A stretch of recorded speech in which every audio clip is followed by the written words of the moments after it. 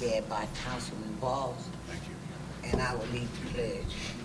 If you would like, you can bow your heads. In the name of God, the most gracious, the most merciful. Dear God, thank you for allowing us to be here today and help us to make sure that all the work for the city is being done properly and in order. We ask you in your name to make sure that this happens. And God, please help our citizens to do the right thing. We know we're having too many murders and they need to stop.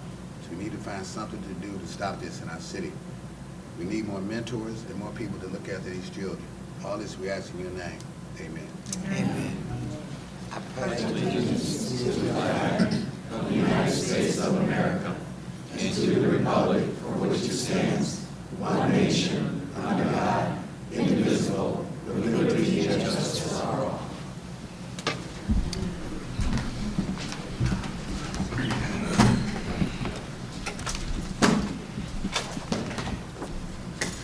roll call, Madam Clerk, please. Councilmember Young. Present. Councilmember Seals. Present. Councilmember Balls. Present. Mayor Pro Tem Garcia. Present. Councilmember Ostash. Present. Councilmember Braddock. Present. Councilmember Wiggins. Present. Councilmember Hammond. Present. And Mayor Moore. Present. You have all members present. Do we have any announcements? Would you like to read the audience welcome? It changes every week. First of all, I'd like to welcome everybody to tonight's city council meeting. This is being televised, so we ask that you abstain from booing, clapping, and any obnoxious behavior. Council members, can I get you to silence your phones and your computers? Audience, if you would mind to oblige me, please cut yours off, because when someone is talking, it's so irritating to stop and who's ringing. So if you can do that, I'd appreciate it. Madam Clerk, any announcements? Yes, Mayor, we have one. It's the city's convenience station will be open this Saturday, June 13th, from 8 a.m. to noon. City residents may utilize the station to drop off bulky or miscellaneous items that need to be disposed of. And I would also just add that the air conditioning is running behind me, so you'll probably have to speak up louder so that the audience can hear you this evening. Next item is a proclamation declaring June as Pride Month. The proclamation will be read by Councilman Ostash. Do we have a representative? Please come up, ma'am. Please take the podium. Yes, ma'am.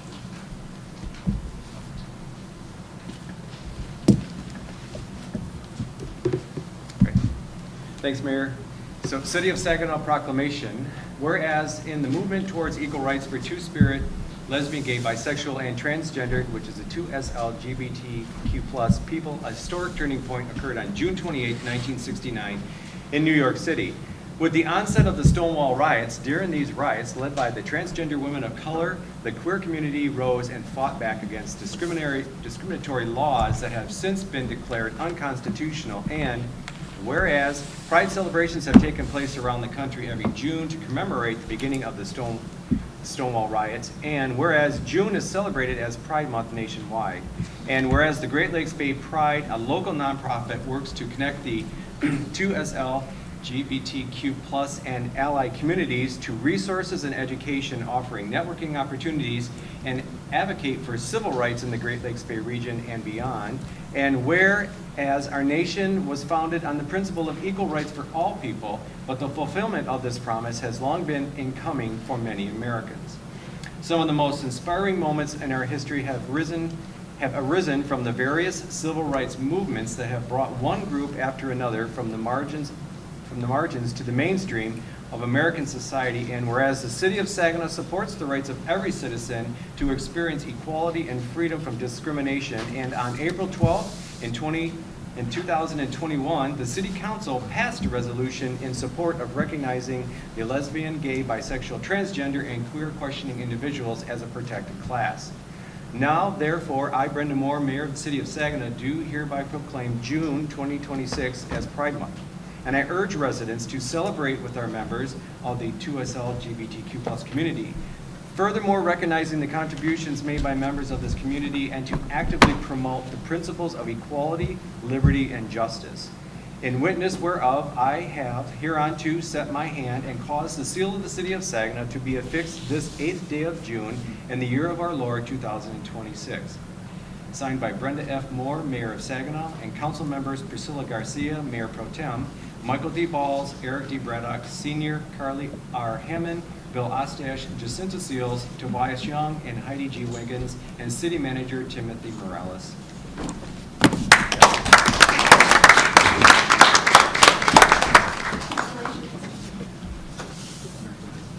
Again, thanks for serving on the board. Thank you.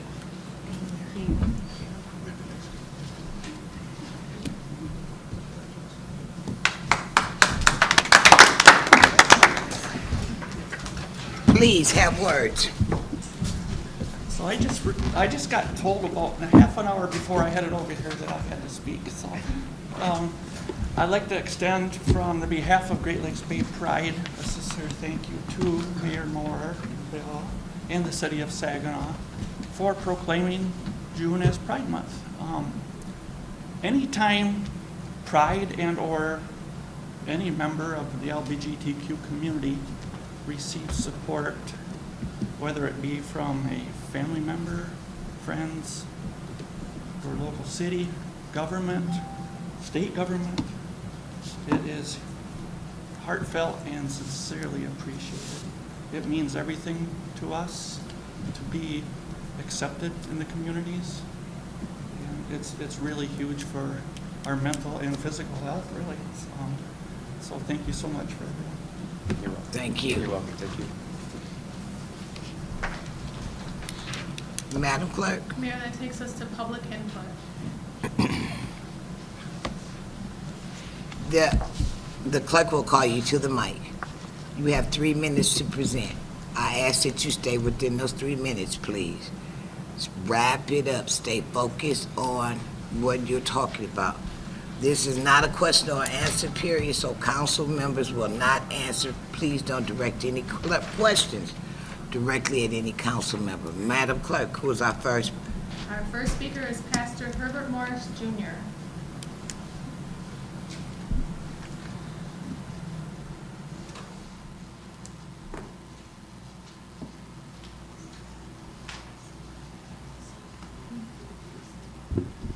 To the city council and the entire governing body of the city of Saginaw, I have I passed out some handouts.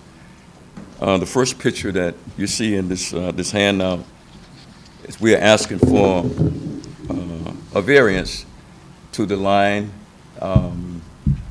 What used to be, yes, we ask. You see where our property stopped.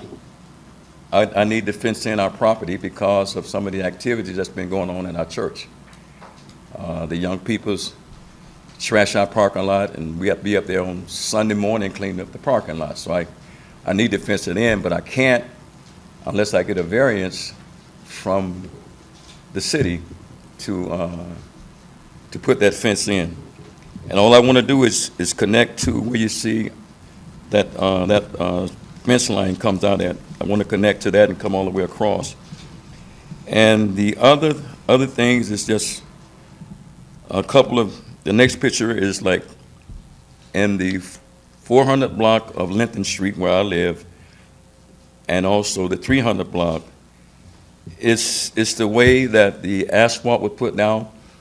People comes in and they drive on the wrong side of the street because it's still holes there.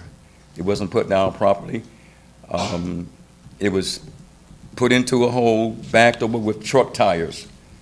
It wasn't, it should have been rolled out, and it was not rolled out. And the other two things you see there was 2 valves put in, a gas valve and a water valve. It's left incomplete. And that's on one side is on the church property, the other side is between the sidewalk and the street. But it's 2 things that was left undone when they was doing the work over on that water tower. And if we could get some help with somebody making sure that it's being complete. And I had other things, but I This right here cost me more than $50 just to get this done. But anyway, I have other pictures, and the store next door to us, we're constantly picking up trash because they let their bin run over. It's not being dumped. Maybe another time I have to bring those pictures and show them to you. I do have the pictures, but I didn't get them all developed today. It's a problem. It's a problem to not just the church, it's a problem to the community. It's as though they don't have enough parking space to take care of their business. And when his parking lot is full, they take over my parking lot. So I want to be able to fence it in. Thank you. Thank you, sir. Our next speaker is Stacy Campbell.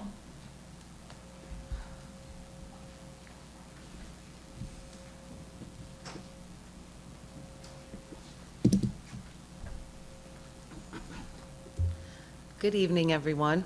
I am going to be short and sweet and let you know about a community event coming up this Saturday, June 13th at Celebration Park called Pups in the Park. And we would love for you to come. It's an all-breed dog show where dogs compete for trophies and prizes and formal judging. We are including weight pull and agility this year. If you have active dogs, dogs that compete in dog sports, and consider coming somewhere local where your dogs can participate in those activities as well. We have been doing this since August of 2023, and we encourage people to help build this event and come out and enrich not only your life, but your dog's life as well. We do a free junior handler show for the kids, and they are welcome to bring their dog and compete as well as prizes, giveaways, and vendors, good food, and anything you can think of to have a wonderful day at the park with our canine companions and community members. And I appreciate your time. Thank you very much. Thank you. Thanks. Our next speaker is Gary Beckert.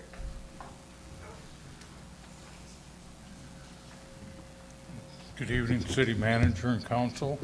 First, I'd like to thank Councilman Otash on helping me get my trash picked up after almost a week. But I'm here for the tax cap. It's been voted down 7 times. And you keep saying we're living on 1979 funds. We're not. You've come up with hundreds over the last 4 years, possibly thousands of new fees. You know, I can look at one sidewalk permits. 79, you call it in, there was no fee. Now there's a sidewalk, a barricading, and a right-of-way permit in excess of $100. You got a $45 right to serve fee on the water we didn't have. You got the lead water fee where supposedly water replacement if your water line goes bad.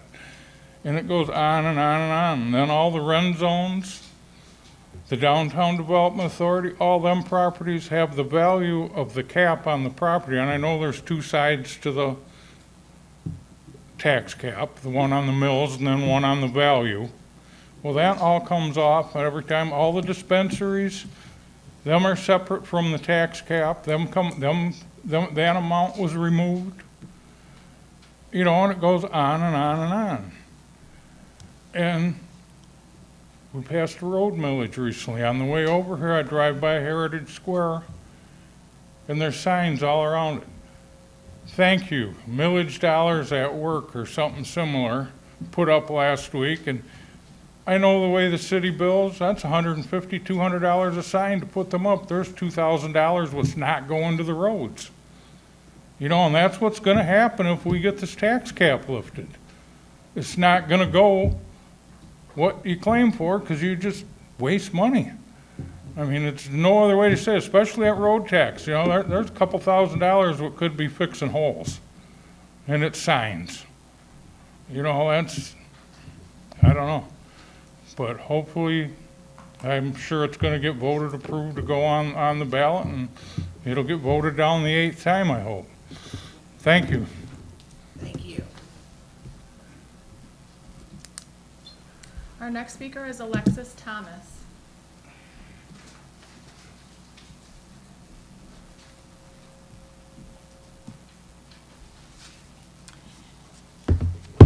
Good evening, everyone. Madam Mayor, Mayor Pro Tem, City Manager Morales, and all of City Council. I am here tonight, really short and quick and sweet, on behalf of the Saginaw African Cultural Festival, just to say thank you in advance for your continued support for our festival. We are going into our 58th year this year. The festival is from August 14th through the 16th. And I, again, just want to say thank you for your support. I know that we have our road signs on your consent agenda for tonight. So we appreciate just the support that we've continued to receive, and hopefully we can continue the festival for another 58 years. Thank you. Thank you. Our next speaker is John Milne.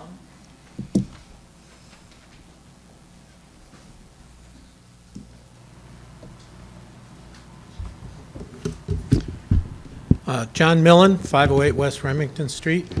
Good evening, City Council members, Manager Morales and staff, and all members of the audience.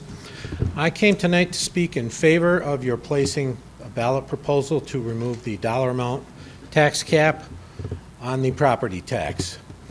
Over the last 6 years, I believe this council and city administration have shown they are very good stewards of the public money. We have spent 6 years working with sums from the ARPA dollars, as everyone refers to them, the new local road millage, state water funding for both lead pipe, water pipe removal, and loans and grants for things like our elevated water storage. And I think removing the dollar amount on the tax cap would be the next step to capture the progress that's been made over the last 6 years. We're reaching the point where commercial property development is going to make available taxable properties and will not be able to raise a single nickel from it if we don't have that cap removed. Besides city dollars, there has been money brought into this city through things like the Saginaw Spirit, hosting the Memorial Cup.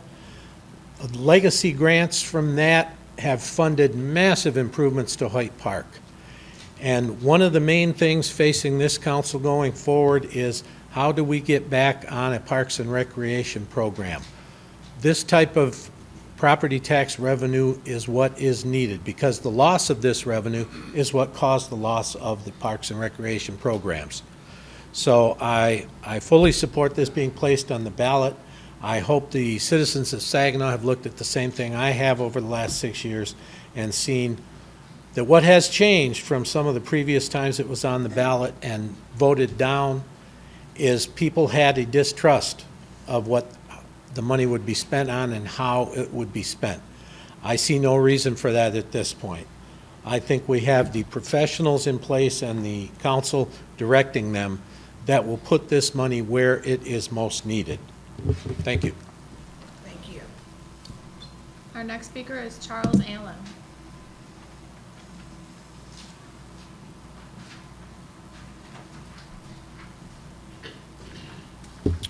Good evening, Council, City Manager, and the Mayor Pro Tem. My name is Charles Allen, and also the clerk and the attorney as well, and all of the citizens of Saginaw. My name is Charles Allen, and obviously I'm here because I feel like this is a hot button issue.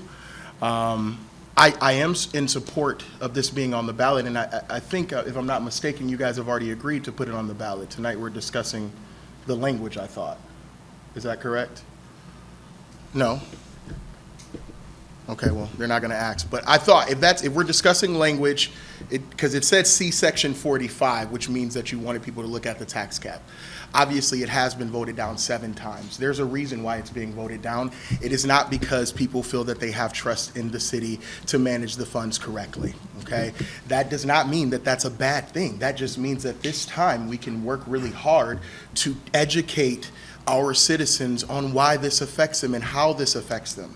Because it keeps getting on the ballot and it keeps getting voted down, it's because there's an issue with the transparency of what the people want to know what you'll do if the tax cap is lifted. Obviously, I'm a taxpayer and I want to know that. And I want to see those things written down. And the reason why you want to see those things written down is because it's just like Ojibway Island. Whether we all agree on it or not, an issue has been decided. Now it's been decided. After it came here, it did not come back to the council to make the decision on the resolution to open. It actually has been made. That decision has been made. So when we're talking about the tax cap and lifting it, putting it on the ballot and allowing citizens to vote on that, they want to know who has their interests. And is the decision just simple? Or can we actually spell this out for them so they know how it affects their children's schooling, so they know how it affects their actual roads, their streets? Those things matter to people. Getting to their kitchen table budget is important, and they need to feel that trust. I want to feel that trust. I know that it needs to be lifted because this city will be great.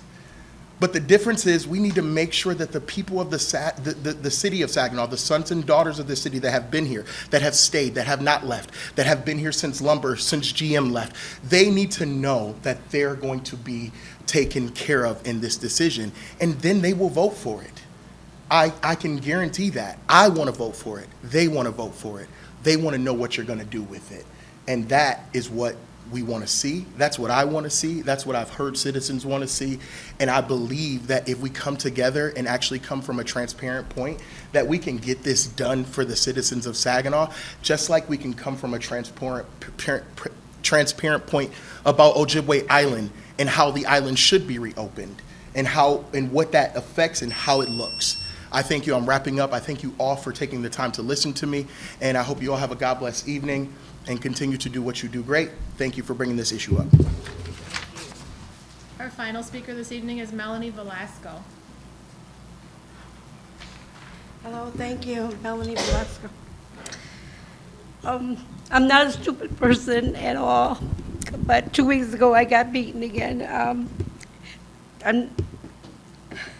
Okay, this can happen to anyone. You think somebody cares and they love you very much, but drugs and alcohol and drugs will mess their mind up and they will not be the person you think they are. Having had this incident happen to me several times, I can't go back. I'm so sorry, can't go back.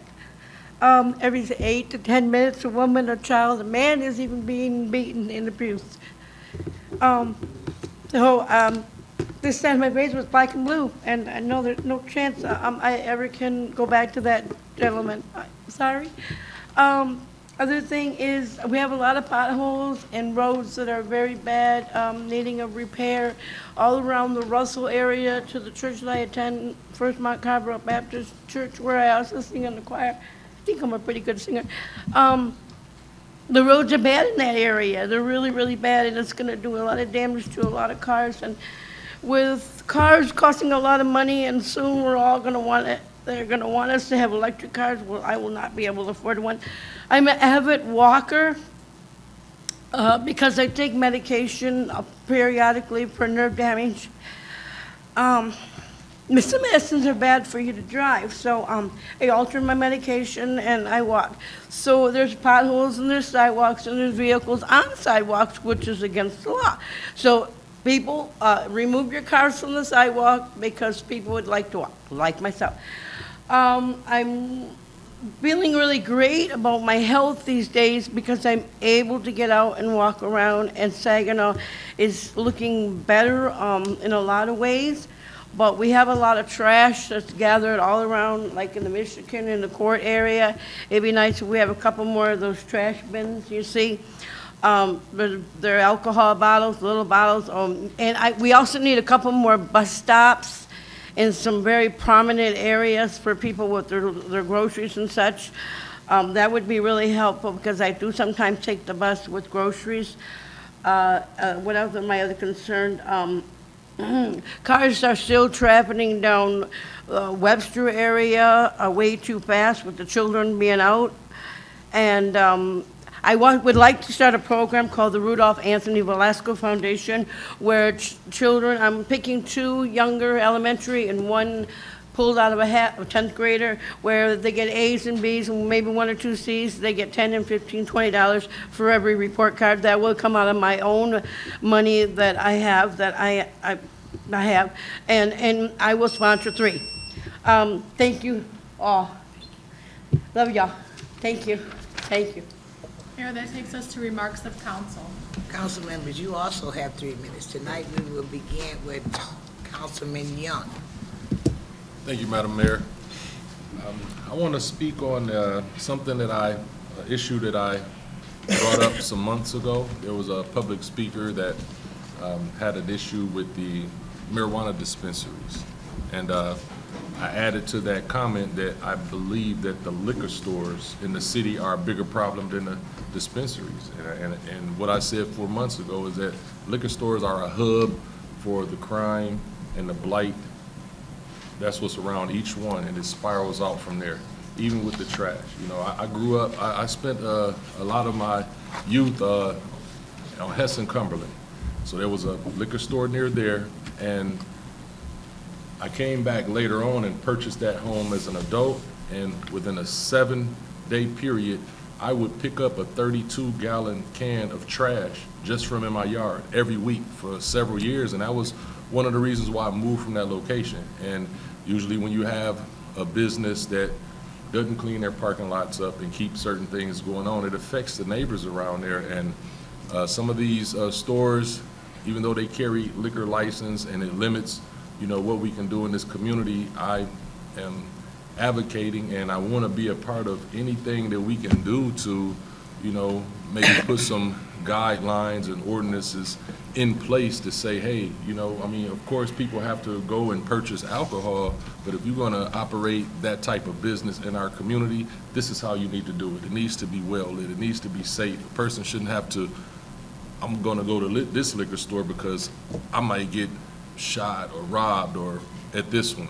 It should be some kind of common ground to where they need to operate. You know, it needs to be a certain level of safety, of cleanliness. We need to hold them accountable for how they operate their business in the community. They shouldn't have like a free reign to do everything. There's several businesses that have to operate to a certain level of standard, but when you get to the liquor stores, they don't have to have a standard. They can just operate however they choose, and I am definitely want to be a part of moving forward and putting some things in place to make them accountable for how they operate in our community. That's all I have. Thank you. Thank you. Next, we have Councilwoman Seals. Thank you, Madam Mayor.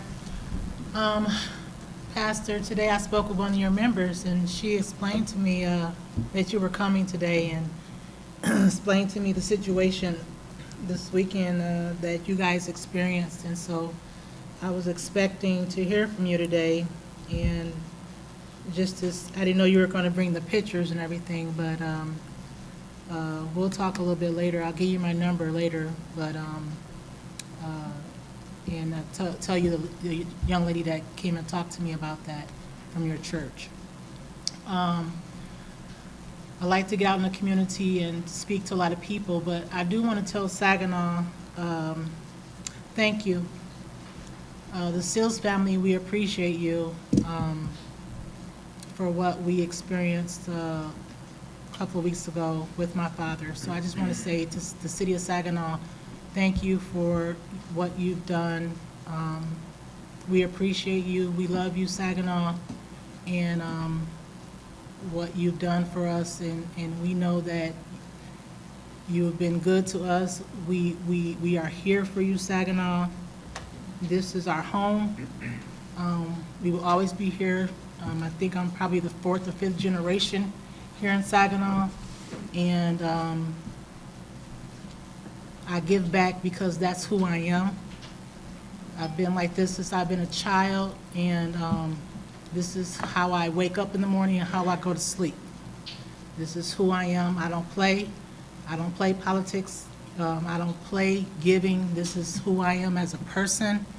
And so I just want to say we appreciate you and what you've done for us, and the situation with my father. So I just want to say thank you to the citizens of Saginaw, and how you supported us on that day. And that's all I would like to say, Madam Mayor. Thank you. Councilman Balls. Thank you. You know, I've been looking at the city lately. I've been looking at the city ever since I've been on the council. And I'm concerned about the people that work for the city. You know, I think that the employees in the city should look like the city. You know, I only see maybe 1 or 2 minorities on jobs and stuff like that. And I can't understand how we could think that the city gonna be better if we're not hiring any people in the city. The city of Detroit, when they was building the Little Caesars Arena, had it where the people that live in the city of Detroit, they had to hire 51% of the people that live in Detroit. So that gave a lot of people jobs. And if they didn't do that, then they was fined. And the money that they was fined was earmarked to train people how to do the work that need to be done for the city. You know, I done brought this up numerous times, and it seemed like it's getting to the point where we really got to do something. I'm going to solicit the rest of my council people, the city manager, and whoever else that'll listen to me to find out how we can get more people hired in the city of Saginaw. You know, I honestly believe that if people are working, that they don't have time to do a lot of the crime that's in the city. You know, I know if I had a job, I don't think I'll be hanging out at certain spots at certain times of the day. You know, so I think the city can do something about these issues that we have in the city of Saginaw. You know, when kids see their parents going to work, they give them some pride, a lot of pride. You know, I think about my son. I've been a master plumber with a master's degree. He works with Chrysler. He's the trainer for pipe fitters, and he has his own plumbing business, and he hires his sons to work. You know, that got a lot to do with how we need to do things in the city of Saginaw. We don't have that many fathers around to help teach the kids, but we can always gather a few and teach them something about trades. I have a couple of kids in my neighborhood. I put them to work all the time. Pipe fitting, electricity, whatever, to give them some type of pride and know they can fix some things. You know, so I think the city need to take a look and see if we can get an ordinance to hire people here in the city of Saginaw. I don't have nothing against people that don't live in the city to come here and work, but we definitely need to start hiring people to live in the city. If we want this to be a better place for everybody, then we need to give everybody a job. We'll try our best to anyway to train them. You know, once they see that we're giving, then they will start wanting to do better. I never thought that I would be a pipe fitter and my son would be a pipe fitter, and his sons are apprenticing too. And they both go to Michigan State and they're apprenticing to be pipe fitters under their dad's tutelage. You know, so I know that if you got some positive role models in the kids' life, they will do better. So we need to try our best to make some positive role models for the kids in the city of Saginaw. Thank you. Thank you. Next, we have Councilman Ostash. Thanks, Mayor. I want to thank everybody for coming out tonight, because you took time out of your day to come and talk to us, and time is something that you don't get back. So thank you again for coming out and sharing your ideas. Pastor, also thanks for bringing that to our attention. There was one thing you were talking about, a variance. I don't know if you went through that process yet, but you can apply for a variance through the Zoning Board of Appeals. So if you have already done that, but if you haven't, contact our clerk. Okay, they can help you there. So thank you for coming out. Also, too, we did have the proclamation for Pride. A few times a year, I do like to tell folks in the city that are unaware that the Hearth Home on Hoyt Avenue in the Cathedral District provides HIV testing free and also STD testing, and they also have education. And it's for these purposes, because HIV is a virus. It doesn't care about the host. So it's for the gay community and our straight allies, and it's a service that's welcome to you, and that's through the Great Lakes Bay Health Centers. I do want to talk about the tax cap a little bit because it was brought up. I am quite versed in this, and during the conversation, some of the comments are made tonight about the cannabis money that we do receive from our dispensaries is only a little over $600,000. So that's not a lot that we can do with it. It was also spoke about the road millage, and I want to talk about that a little bit. You know, Phil's in the room. He'll either shake his head yes or no when I'm talking. But that money is just coming into the city this year, and we're allocating it to projects. And those projects will be getting off the ground. That money will be used at $1.2 million for city road projects. And then, of course, money comes from other sources to fix our roads during the year. And as just an example, the tax cap is $3.8 million. That's what we're trying to lift. So even if you look at our trash department of the city, that's 5.4 million or 5.5. How do you put $5.4 million into $3.8 million? It doesn't work. So that's why we've assessed separate fees and different things so that we can pay staff. And if we're assessing a fee, we can't make a profit because we're a municipality. It's to pay the wages of the person that went out there to do the work. And because numbers are important for this tax cap, it's on the taxable value of the house. So if your home is a taxable value of $20,000, your market value is $40,000. That's basically what you would try and sell your home for. In the city of Saginaw, in our budget this year, the average home value is $23,300.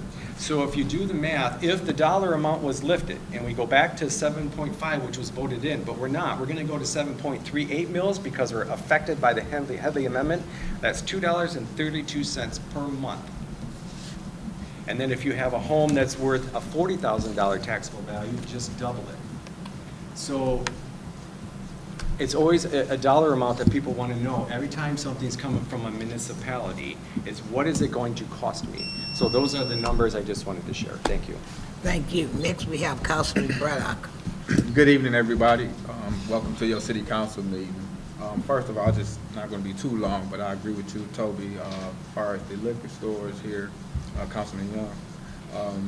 I would like to see if we can, have communication with liquor store owners, the store owners too, to see where their heart is on that, because a lot of things, a lot of things goes on at the liquor stores as we know of, and it can be a very, I won't go to certain ones at night myself, so yeah, so I think that is something to address, and so we can try to, as far as for public safety, to ensure that we can work some type of, work with them as well, and see if we can try to clean up the liquor stores a little bit.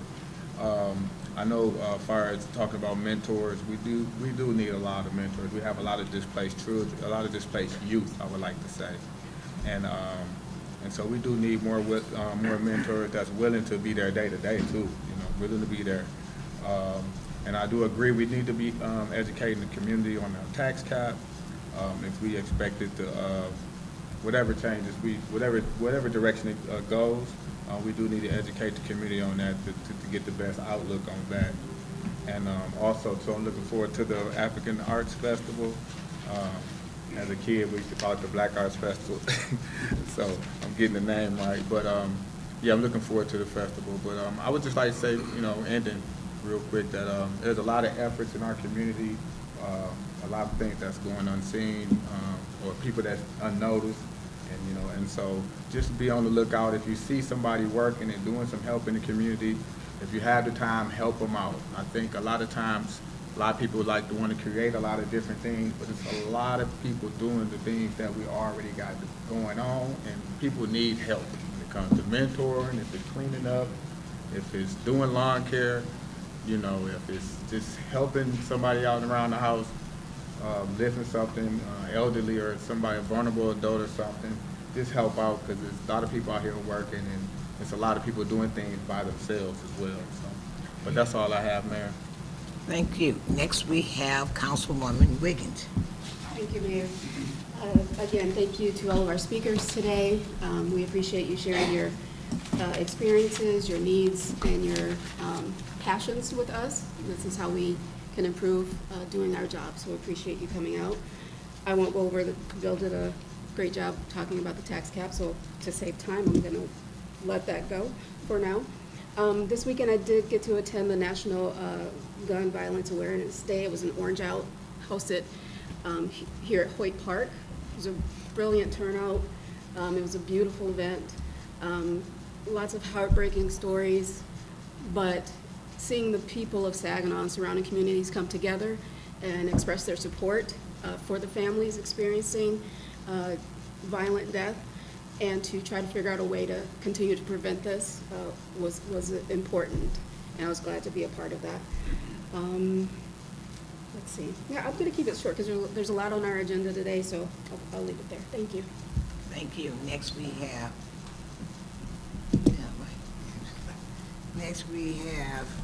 Councilwoman Thank you. Hammond, I'm sorry. Thank you. Thank you to our speakers. Happy Pride, and I want to thank everybody for coming to the meeting, making your voice heard. I want to get right into the most difficult topic since our last council meeting that was brought up, mentioned by a couple other council people. We had a young life taken from us the night of prom a couple weeks ago. And no parent should have to accept the diploma of their child that was supposed to be walking in that graduation. And as a city, I'm upset, I'm angry, I'm frustrated. And as a city, we take the time to grieve, and as council, we take the time to ask ourselves, how can we do things differently? I was really happy to see people come out with ideas about prevention, because that was the #1 word that came to my mind when I was thinking about this tragedy, was preventable. We've had people killed at prom before. We've made adjustments. We've come together as a community. I see people coming together now, and that's amazing. The other thing I think we need to take a very strong look at as the city and as city council is enforcement. There are allegations in the community time and time again about stations, stores, businesses that are engaging in potentially illicit activity, because minor in possession is an illicit activity. Providing minors with alcohol, you're not IDing people, is wrong. It's illegal.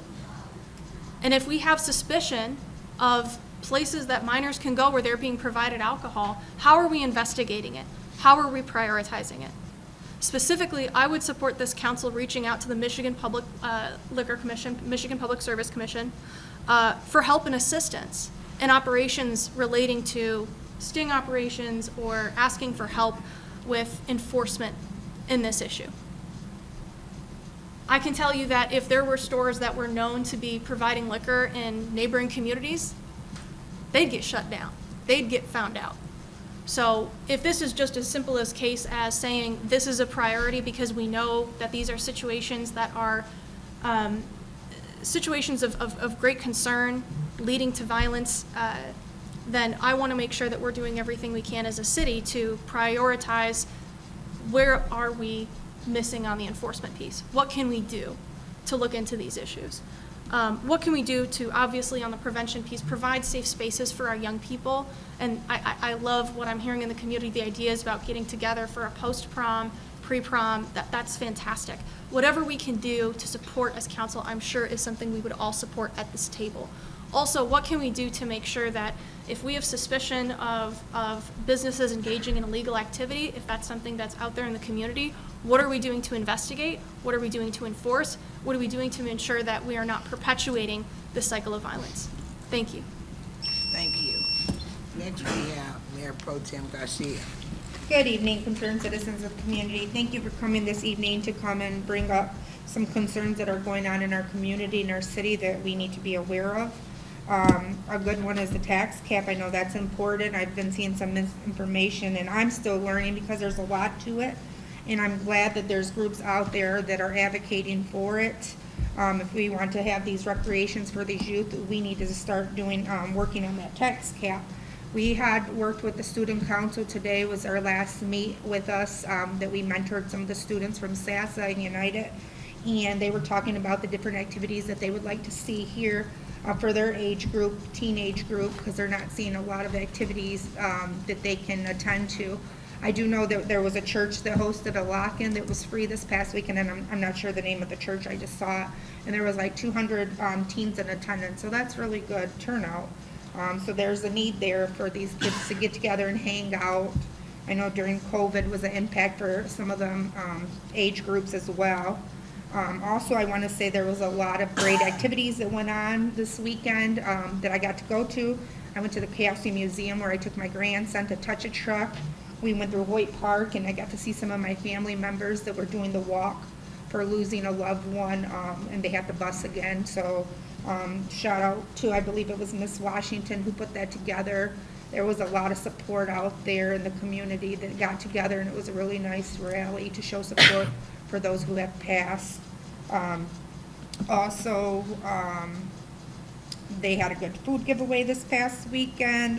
There's a food giveaway coming up at the Eastside Soup Kitchen. I got to go tour it. It's really coming along. They're gonna be able to serve more people in the community in their lunch area. Hidden Harvest is getting their expansion. It's coming around really nice, so I'm excited to see that be completed, I believe, next year, 2027, but they do have a lot already accomplished, and I'm excited to see the guests that can go in there. Now it's gonna hold double the amount that it did in the past. So I think they said 300 people at lunchtime that they can serve now, considering to what they had. So really excited to see that, and I'll keep posting about the food giveaways that they have there. I believe the next one is Monday, June 15th at 9 a.m. At the Eastside Soup Kitchen. So we're always looking for volunteers. You want to come volunteer or just to come and get some food, or if you know anybody in need. Thank you. Have a good night. Thank you. Well, the last is me. First, I'd like to thank all of our public speakers who came and spoke. Please don't think that we're ignoring you or we're not paying attention. We are paying attention.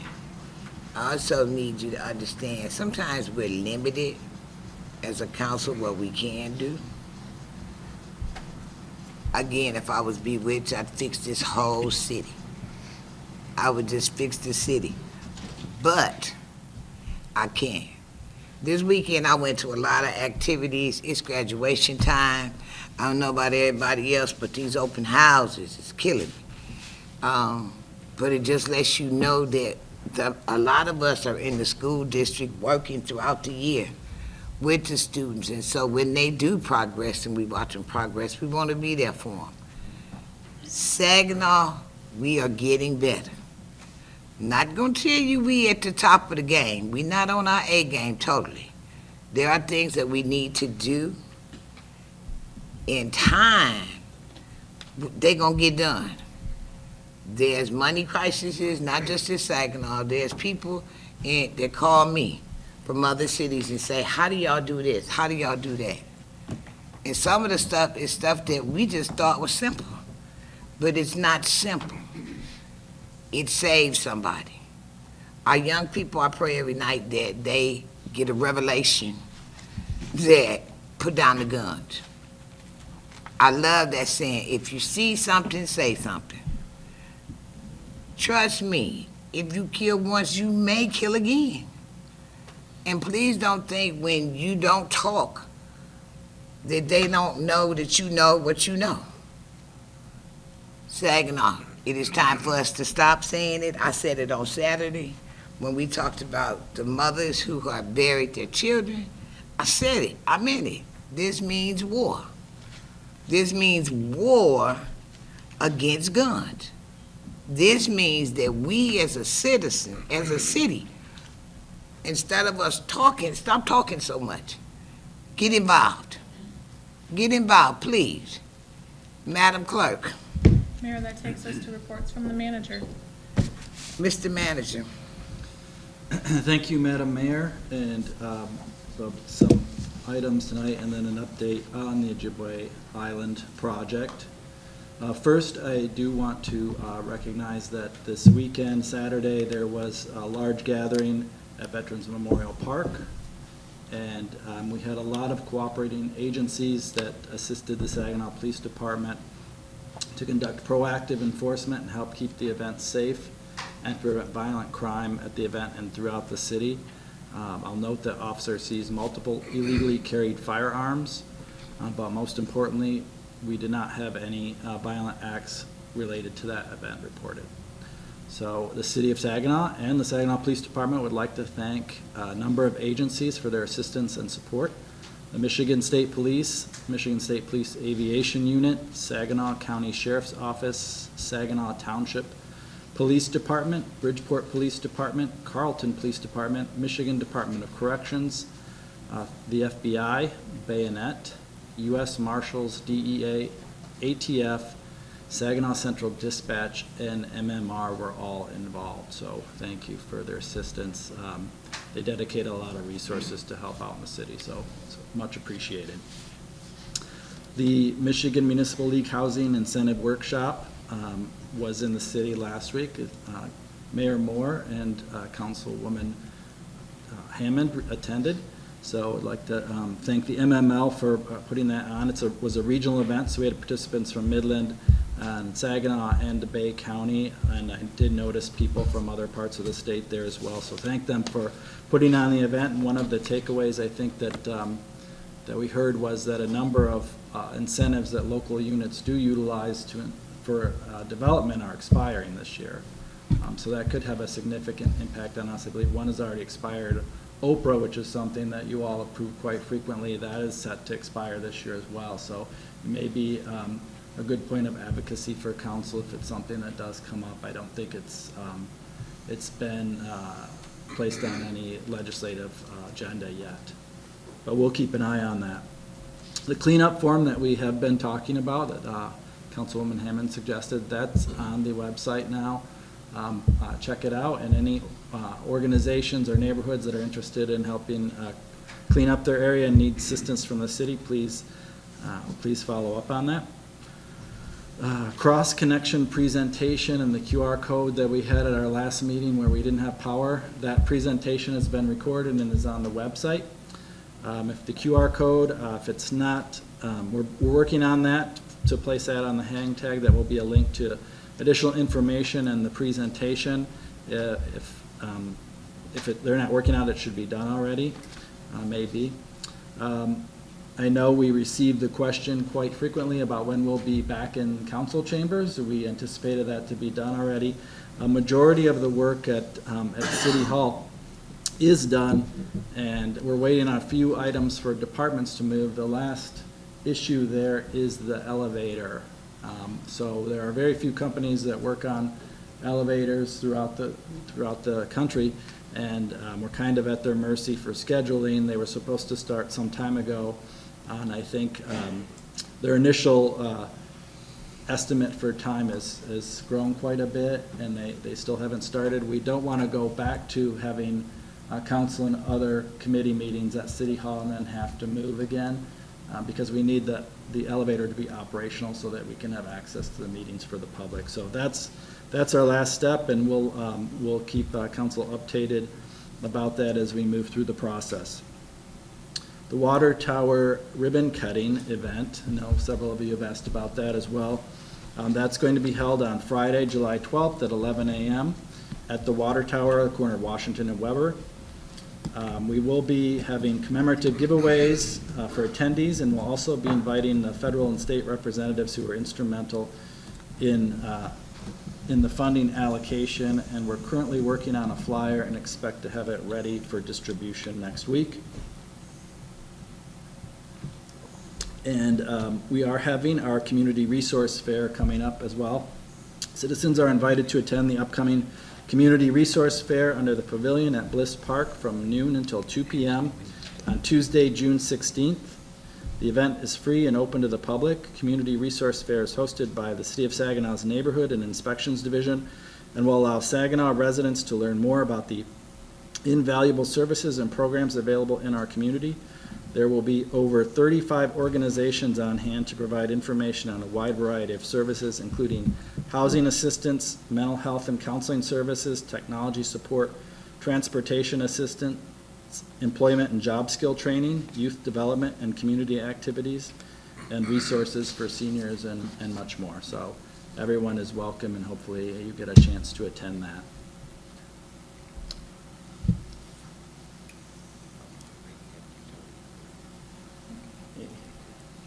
Vicki.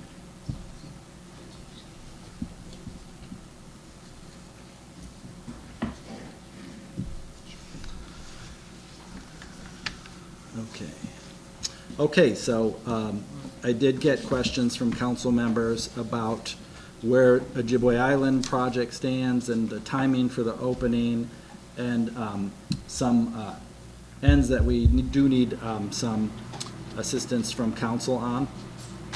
So I wanted to provide you an update this evening where we are and our next steps. Okay. So I think you've all expressed your interest in the project and having a safe an accessible and vibrant island, and safety being the key component there. That's one of our things that we've heard a lot about on council tonight. We have that as a goal, providing a safe environment for people to have recreation. Uniquely, we're here at Anderson Center, and we're in the middle of one of our largest park investments, Celebration Park here, and you noticed when you pulled up all of the cars in the parking lot. We have very busy pickleball courts over here, skate park, splash pad was going pretty well. It looked like there are a lot of kids there. So we do have this central park area, and we want to make sure to provide additional resources and event space. But safety has to be our key factor.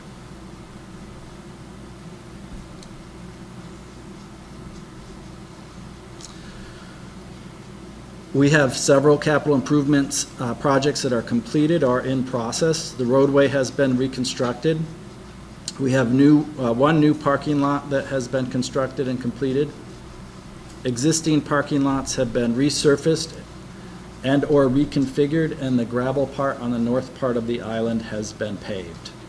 We've also completed walkway enhancements, accessibility requests and comments, initiated additional walkway at the front of the park. The shoreline stabilization is complete, and the stage improvements have been completed. The floating docks have been rebuilt, and security cameras are being installed. We have these summaries that we received recently from our construction crews. So our landscaping team should be done by mid-June, a little past mid-June. Our contractor that is doing the roadway work and other enhancements should be done by late June as well, so we are on track. The remaining work items include installation of benches and picnic tables upon delivery from the manufacturer, installation of pedestrian gates, which are currently being fabricated, coordination and completion of fence installation, placement of final installation of site furnishings and related amenities, final restoration of topsoil placement, erosion control stabilization, seeding and site cleanup following the demobilization of contractors and equipment, and completion of remaining pavement and related site improvements as applicable. We're expecting that to be done by late June as well. It should be done prior to the fireworks event that's there.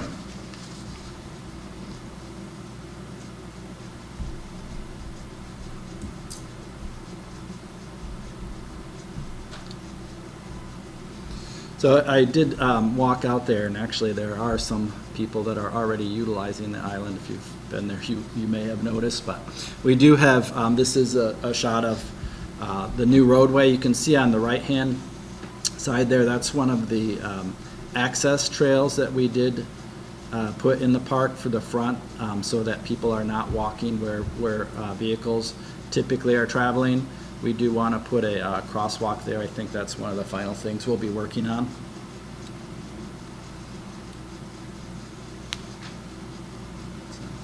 Oops. It either goes or doesn't go. Okay. So these are the improved parking lots. The parking lot on the left, I believe, is the one that was previously there. That has been repaved and reconfigured and should yield additional parking. The lot on the right is a new parking lot that was constructed at the front of the park. It would be just to the right of the entrance, so now you'll have the option of turning right for a parking lot or left as soon as you enter the park.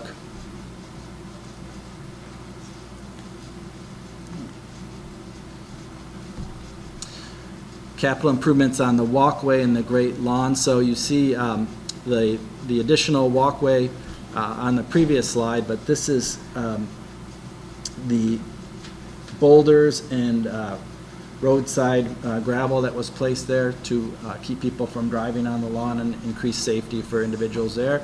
As we know, I know a few council members have referenced an individual that was hit or nearly hit by a vehicle. These are placed there to prevent driving across the lawn and keeping vehicles on the roadway. The shoreline stabilization was one of the first projects that was completed, and you can most noticeably see that if you're not on the island. This is a shot that I took from the island. But with this particular project, this point of the project, I think is where we really do look at the availability of funds in the city and the availability to do this type of project. With our normal tax dollars that we are receiving, we would have not been able to do this project, particularly this portion of the project, which was initially, I think the engineering estimate was about $4 million for the shoreline stabilization. Without this project, that shoreline would probably have eroded the road already. There was a point in the road where it had to be moved a little bit inland somewhat because the shoreline had already come that close. But again, that's something that we would have never had general fund dollars to do. So park reopening plan. The park will be open the same hours as our other parks, which is dawn to dusk daily. We don't have any,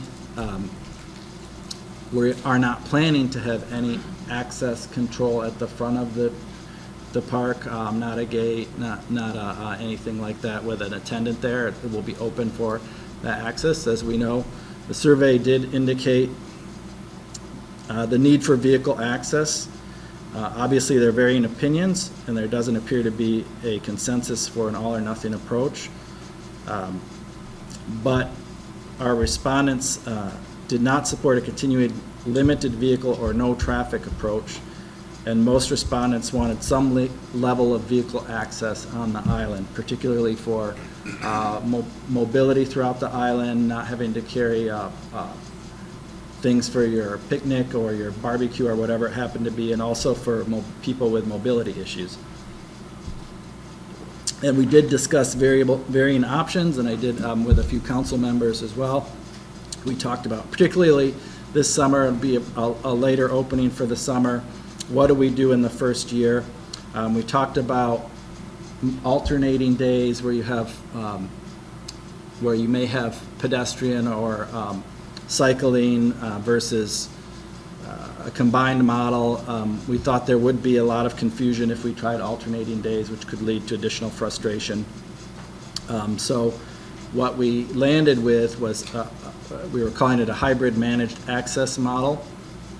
And we believe that this is a balance of convenience and accessibility and safety, and maintaining the passive recreation character of the park. It maintains the daily vehicle access, creates space for non-motorized activities, supports fishing access, events, and passive recreation, and supports access for seniors and people with mobility issues.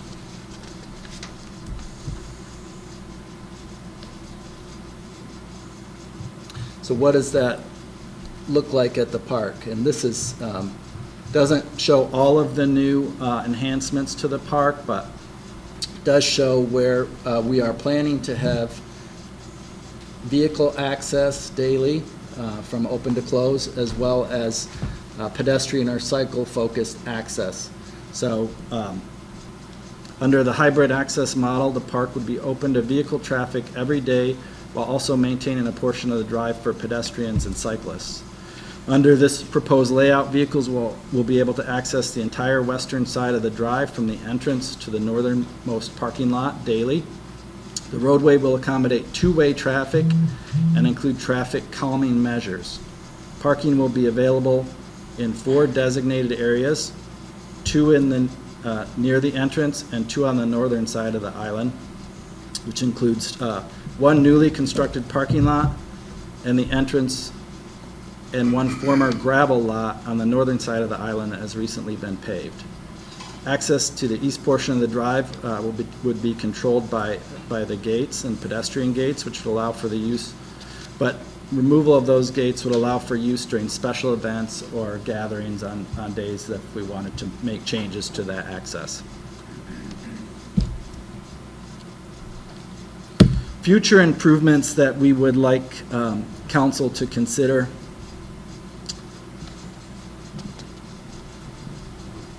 Emergency call boxes. Enhanced security presence. Parks maintenance staff, a north trail loop are all under consideration. Emergency call boxes, we have received a quote for 2 emergency call boxes. Something that's been requested at parks and at some of our other parks, as well as we're planning the new Riverfront Park. We did receive a request, particularly from Saginaw Valley State University, about emergency call boxes. So we plan to work with them on the new park, but at this point, we don't have these at Ojibway Island, but it is something definitely that we would like council to consider. They would go directly to 911. The quote for that is about $28,000. So they're cell phone based. There's limited lines that need to be done, and it's something that that we think would enhance safety further on the island. Enhanced security presence. We're considering additional police officer overtime during busy periods, which will, after we're reopening, we'll be able to see what that looks like a little bit more, but currently we would plan on weekends and maybe late Fridays as well. In the past, when we had the vehicle access on the island, those were the times up until we had a daily issue there. But that's what we would anticipate having as we proceed. We would also like to have scheduled patrols and drive through the island on an hourly or every few hours to show that presence is there, and also make sure that officers are available if there are issues there, so that people could approach them and alert them to activities, and wouldn't necessitate the call for 911 call and a wait for an arrival of a police officer. I don't have a cost estimate on this, and initially when we do something like this, we may rely on the current budget, but just to give council members an idea, the DDA does run directed patrols in the downtown and Old Town on weekends during the summertime. They allocate about $25,000 a summer for that overtime. I could get you additional numbers if that's something you'd be interested in. Maintenance and staffing needs, and it's something that we could utilize throughout parks, but hopefully if we do add individuals, they could be working at other parks as well. Additional park staffing would be needed for grounds maintenance, trash collection, general inspections and upkeep, as well as restroom servicing. We realize there's a high demand for restrooms in all the parks. I know Councilwoman Hammond reached out to me about the restrooms at the splash pad. Restrooms in the new Riverfront Park have been an issue. We've had that requested, and I think we have a solution there. But one of the main issues with opening the restrooms is staffing levels. So you need someone to keep them clean and usable and be able to check on them periodically. So that's something that we would need to proceed with the restrooms. We do have restrooms there on Ojibway already that I think have been rehabbed on a past project, so it'd be great to be able to get them open. North Trail Loop opportunity. This is something that we've considered and talked about for a few years now, but creating a loop trail on the north end of the island and utilizing the existing Western Shore trail to the start. So we would include that and loop in on the east side of the island, which is not used very often because there aren't any trails there. So it's kind of an underutilized area, so it'd be great to help activate that part of the island. Would further expand walking opportunities and riverfront access. If we were able to complete the project this year, it could provide cost savings over doing it in future years. However, if we were to do it this year, we would need to allocate additional general fund dollars to the project. Right now, we don't have any grant applications in for that trail loop. If council wanted to put that off, we could apply for grants for it and try to get funding that way, but the price could go up as well. The current cost is estimated at $150,000, and this, if council did approve moving forward with this project, it could be completed this fall. And again, for this project and also any future emergency call box installation, it would not necessitate closing the island again. We think we could do that while it's open as planned. So we do believe these changes will enhance the public's experiences at Ojibway Island and will improve public safety, expand recreation opportunities, enhance accessibility, and support community events. So further with implementation questions and discussion. So our next steps that we would be looking for would be funding decisions from City Council. So I'd like to have your input on that, on the potential projects that we discussed, primarily the looped trail, emergency call boxes, and also maintenance staffing. But I think we'll also want input from council on the reopening schedule. As I mentioned, currently we would plan on having all of our contractors complete work by late June. Then the fireworks committee usually starts their work at least a week before the 4th of July setup, and we have that area closed off anyway during that time.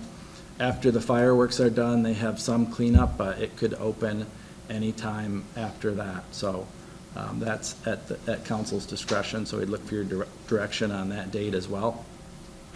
And then our next step with city staff, that we'll continue to work with Chief Ruth on the policing and overtime plan, and with Mr. Carwa on maintenance staffing. I think for this year, it's something that we probably wouldn't add staffing until throughout the winter as we move into the next spring. But it's something that we need to bring back to council for that addition. And also, as we move into that next phase, I think we'll start to look at more activation of the island, special events that the city hosts, what other amenities could we provide at the park. I think activating some of the water opportunities there. I've talked to the county parks about what they do for canoeing and kayaking and things like that. I think that would be a great addition to the park.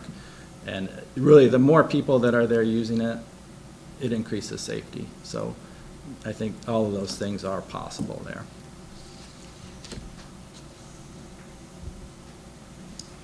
Any questions? I can't see. The sun is killing me. I'm gonna start this way this time. Councilman Young. I had a question about I know you said the call boxes wouldn't affect the opening date. I wasn't sure if you said if we decided on the trail loop, if that would affect any closing or opening date. No, neither project would, and I think even either one we could move farther down the line to when the park isn't as busy. They don't have to be done in July or August, but they could be done in the fall. Okay. Councilwoman Hammond. Thank you.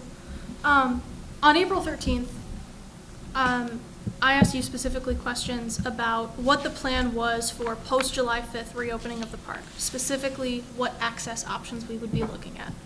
I mentioned, are we going to be allowing access throughout the entire park drive? And what you stated was that you would be bringing back different options for council to vote on. This is one option. There's not multiple options. This doesn't appear to be up for discussion in terms of what the decision is going to be made after July 5th.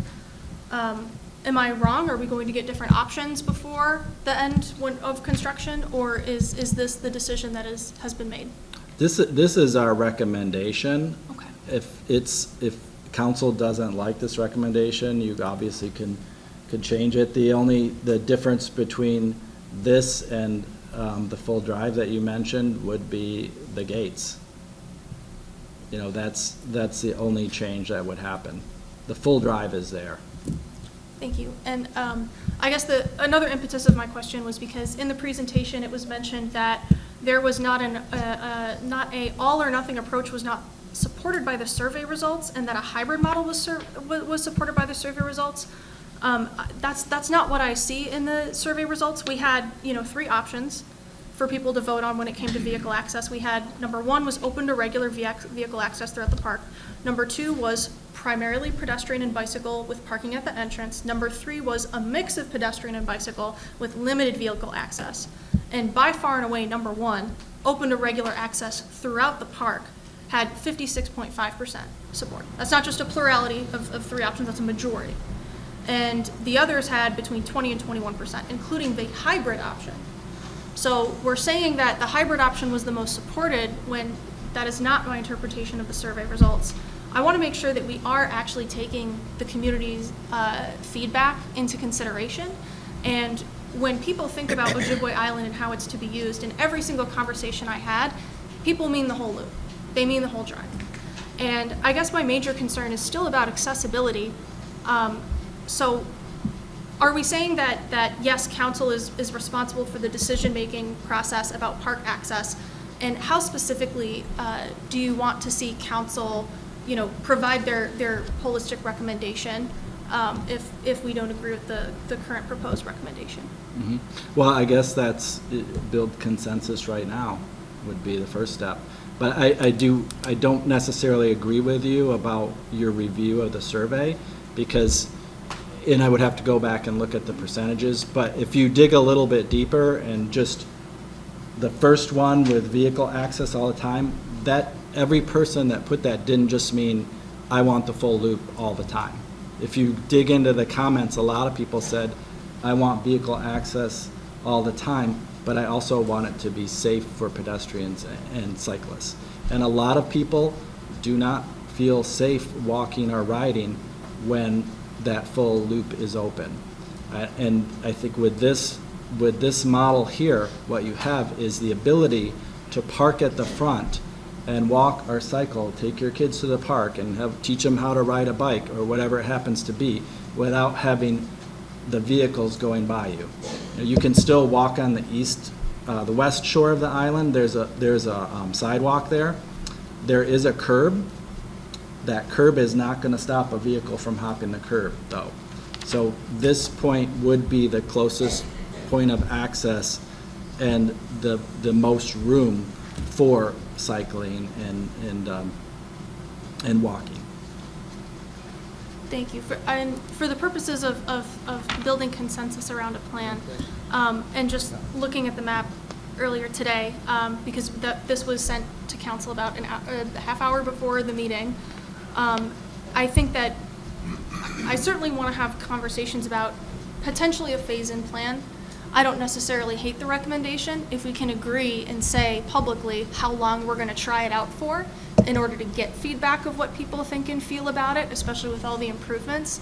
I certainly favor saying, for the duration of the first month this is going to be open, end of June to end of July. After that, we're going to put out a survey, see what people think. See if they like it the way that it is. If we've got police officers out there at regular patrols, that can be something that we're asking people and interact with the community. Are those possibilities that we can add as an addendum into this? Yeah, you sure can, and you can change it in a year. I think one of the other additions that we don't have currently planned on the east side of the island that we have listed as pedestrian and cycling is we don't have as much of the traffic controls because some of the traffic controls will be speed bumps or speed humps and things like that, and you don't want to be riding your bike over those. So you could add those in the future though too. Councilman Balls. Mr. Morales, I think we ought to be cautious about opening it up. I don't just want to open it wide open and let people just go and do anything they want. The issues that we have had at the park, kids been killed out there, accidents, and it's going to be a exciting time of the year to open up the park, and I think that we really, really, really need to be cautious. So I appreciate the fact that the things you're talking about, you're just putting a lot of caution in. Thank you for that. Any more questions on this end? Yahweh. Well, you can speak, because she spoke already. The other two. Did you guys have anything to say? Everybody has to speak before I let you go back and do doubles. Okay? Councilman Oster. Yeah, I've got something. Good presentation. One of the things we talked about before too was lighting. Was lighting added, or I didn't see it as part of the plan, or? I'm sorry, lighting? Lighting, yeah. Yeah, we talked about that internally with engineering and public services, and I do acknowledge that that was a point on the survey. However, the parks close at dusk. I just answered So, in my head, I just answered my own question. We didn't, Sorry about that. we didn't want to encourage additional nighttime use that's really not within the city policies. Yeah. One of the things, I'm just gonna say this, one of the things that I noticed before, when the park, just before the park closed, is that stereos were stereos that we have now in cars are a lot different than the stereos I had in my car back when I was in high school. Subwoofers and stuff can really cause issues for neighborhoods. If we can do any noise control in this area with more people moving into the Old Town area, because not only do we have the condominiums now, we have others, and then apartment buildings that are going up. There could be a possibility of more where the old Captain's Cove would stay too. Plus we have our businesses and people that are frequenting those too, so. Yeah, there are noise ordinances in the city, and I think if we do have more frequent police presence or drive-throughs, that can have an impact on that. But I do, I understand there are certain days where there will be larger gatherings there, and I think, we're in an urban environment. You're going to have loud music. You're going to have things like that happening. So I would ask that if you're living down there, it's something that you're going to see and you're going to experience. So it's part of living in an urban environment too. But I understand, you don't want it every day, but it is going to happen. Yeah, I can throw a curve on that, not just living, but other people that are trying to enjoy the park as well. Sure. Yeah, thanks. Councilman Young. Question, because I know this will kind of determine when it'll be open. How long does it usually take after the 4th of July celebration for the island to be cleaned up and back in order? I think it's about a week, but I defer that to Mr. Carwat. Is it about a week for the cleanup? Yeah, most 3-4 days, about. Okay, that's all. Councilwoman Wiggins. The cameras that are going to be installed, does it cover the entirety of the park? Is that the plan?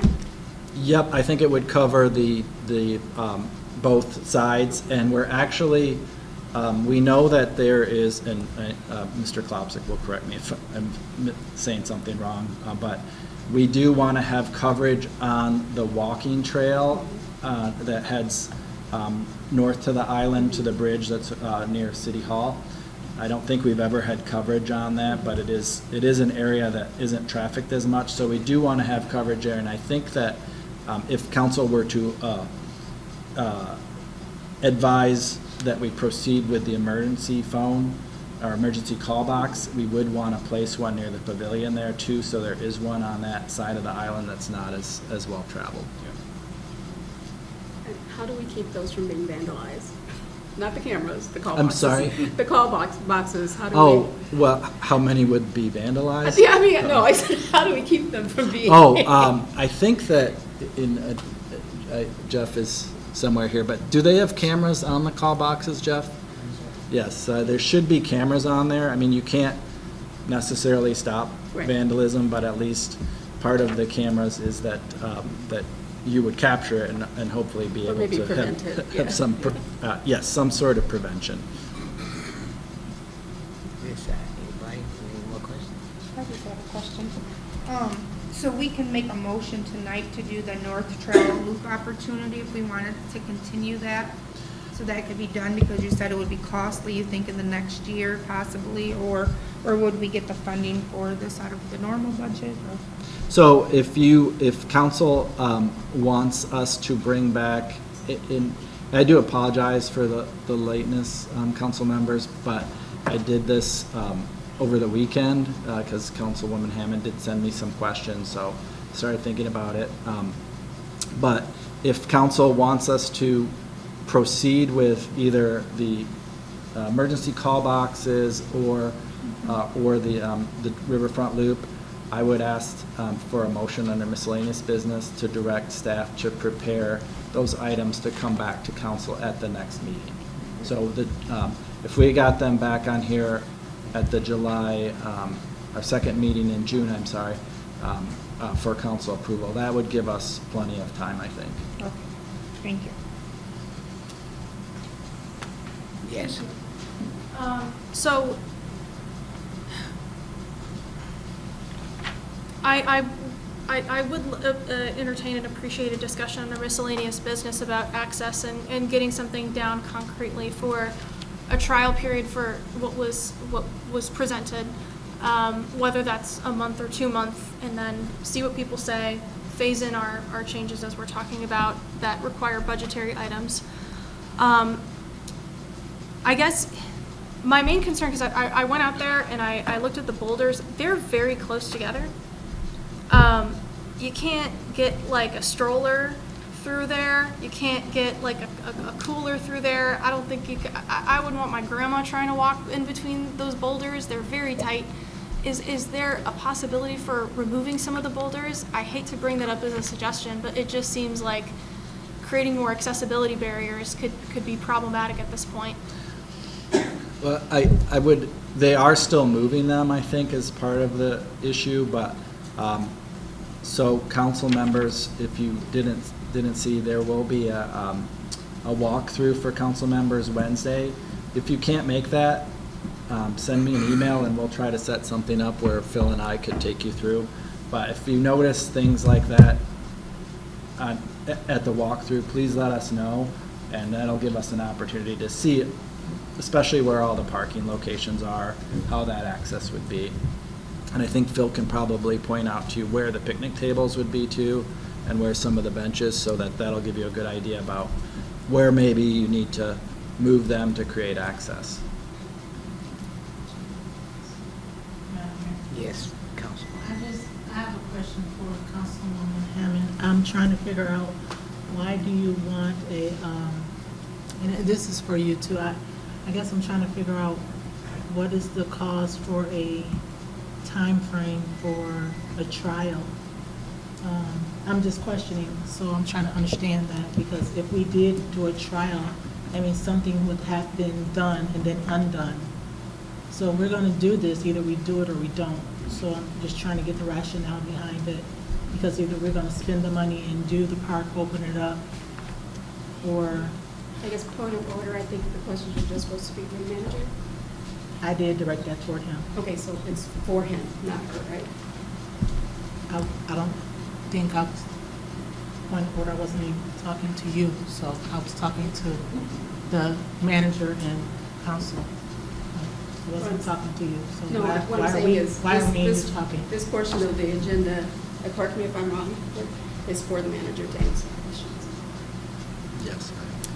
That is correct. I guess if you do have questions for Councilwoman Hammond, if she does make a motion under miscellaneous business, that would be the time for questions to her. I thought I cleaned it up and added him in. Yeah. Did you want me to answer? Yeah, I was just trying to get an understanding on if we did do that, so. Yeah, I believe that this model does blend the access and helps us make the island a safer place. So I think it's something that we put in place and we utilize, particularly for the balance of this summer. We've already seen some incidents of gun violence in the city and some tragic incidents, so we want to try to make it as safe as possible. And this layout allows for police to patrol, I think, in a better manner. It's a more limited space to clear out if they have to do that. So I do prefer this method. I understand that if there's a council thought that you do want to change the driving of the island, it's something that you do want to review again, certainly we can do that. So we're talking about possibly spending more money to make more changes. Yeah, so opening the entire drive, and, you know, we kind of have this model where that you can have it open for special events, because we realize there may be special events. We used to have a lot more car shows and things like that, where you would want to use the entire drive. It's a matter of opening a gate, opening 2 gates on the island, and then you have it. The only difference between the east portion of the drive and the west would be the speed control, because that's something that we did notice a lot of speeding through the island, and not unique to Saginaw, of course. I think when we were researching this and looking what to put there, the city of Detroit is installing, I think it was, how many, Phil? Was it over 100 speed bumps a year? In neighborhoods, not just in parks, but in neighborhoods. So it's an issue everywhere, and I'm sure you get it, comments about neighborhood speeding, but really when you're on an island and you have a lot of mix of pedestrians and people cycling and so on, that's what we really want, that safety factor there. Any other questions? Yes, sir. Yes, I just want to say real quick on the question for the state, and I think on the hybrid model is pretty cool for the city. I think it brings some diversity to the island. You have 3 different movements, I would like to say, you know, the traffic, walking, you know, pedestrians and bikes and vehicles that one road had to accommodate for. So I think, you know, through, you know, like you say, through the daily process, you know, you had that diversity that where the walkers and the bikers can be on this side and the drivers be on one side. And so people still have access to get to the back of the island and get to the water and things so that can park and gather as well. And then you still have the accommodation of the pedestrians and strollers and children. So I think it's a good, you know, way to keep the island safe and to keep it open. And I'm supporting the hybrid model. I think it's the safe way to go moving in the future. That's all I have, Mayor. I do support the hybrid model. And if it needs to be changed, I keep hearing this word, it can be changed. So I want to make sure that if it does go hybrid, at any given point in time, we can change. You sure can. And I did mention the, whatever you want to call them, speed bumps, speed tables. Yeah. Those are, the ones that we're looking at are, Phil, correct me, Phil, if I'm wrong, but they're removable too. So, you know, if it's something where we want to move them, spread them out more, or take them out in the winter, whatever it happens to be. I don't know if people like to cross-country ski there or whatever, have an impact on it. But a lot of these things can be changed. So, just listening, the boulders can be moved on special events. The road can be consolidated to be a ride around. We don't want to move the boulders very often. But I'm just saying, That's a big if needed. Yeah, there's access points to get in the center. Right. So, because specifically for special events, whether you want to have a food truck meetup, and that's what we really want to engage this park and have it be active. Obviously, we just spent millions of dollars on it, so we do want it to be utilized in a safe manner that's welcoming for everybody. Now, I just wanted to make sure, because I was part of the committee that went with the hybrid. Yes, Mr. Councilman Ball. I'd like to make a motion that we end the debate. We're still under management update, but I'm done if you all are. If there's any. Yes, Councilwoman. Thank you. I was wondering, because we're still operating, and when I say we, the city manager's office is operating under a budget appropriation in 2023 that allowed for at least $9 million to be used for Ojibway Island erosion control and other park improvements. So I think the point that is very confusing to me is what we're saying council is going to be presented with in the near future to be budget items to then be voted on, and what is already happening, because there's already this kind of cloudy budget appropriation that was voted on back in the day, that again, there's a lot of improvements that have happened that have not come to council for budget approval because it was approved previously. So it might be too much to talk about right now, but I think that's a lot of the point of confusion, to say, what are we actually asking for that's going to cost money that we're going to get direction on in the near future, versus what are these items that are already bought and paid for and we're just waiting for the work to be completed. Yeah, sure. And I don't think that's too much there to address now, but the items that we would look for future funding for would be the trail and the emergency call boxes. And that's really it. All the other items are either paid for in this budget. So we're talking about, other than the operational, not the maintenance staff and things like that, you wouldn't have included in that original budget. That's future and ongoing.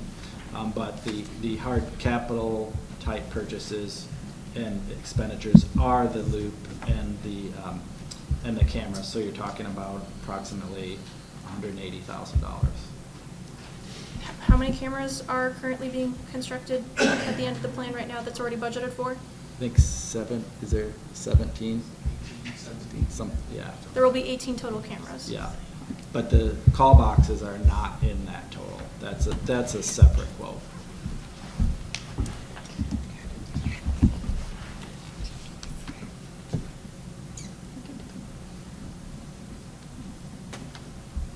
Any more questions? Do we have anything outside of Ojibway? I got a question outside. Yes, it's just directed to the city manager. Oh, okay, I got some questions. I'll actually probably a question for the police chief as well. Probably going to bring him up here. I just wanted to ask, as far as we was talking about the liquor stores earlier, I just wanted to know, as far as has there any collaboration or cooperation from the liquor stores based off in the past or previously, based off the incidents that we've been having in the city? Yeah, I don't know of any instances where we've had a cooperative nature from the liquor stores or any of the gas stations where some of these big gatherings are. But I will state that the Liquor Control Commission does have active investigations in the city. Chief is nodding because he's aware of this too, but they have a couple of different enforcement mechanisms. They have, I think they can fine places. The places can choose to close down. They typically, if they're fined in violation, they probably pay the fine and then keep operating. But if there's information we can get on those, we'll try to see if we can, we'll put that on our follow-up list so that we can provide it to council. I like that. And can I get another? Yes.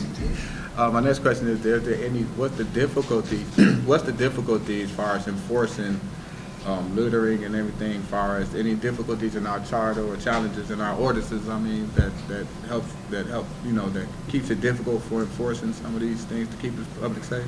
For littering? For loitering, yeah. For loitering and littering, well, we do have, I think we have an underage curfew that was passed, but I'd defer that to Chief Ruth for.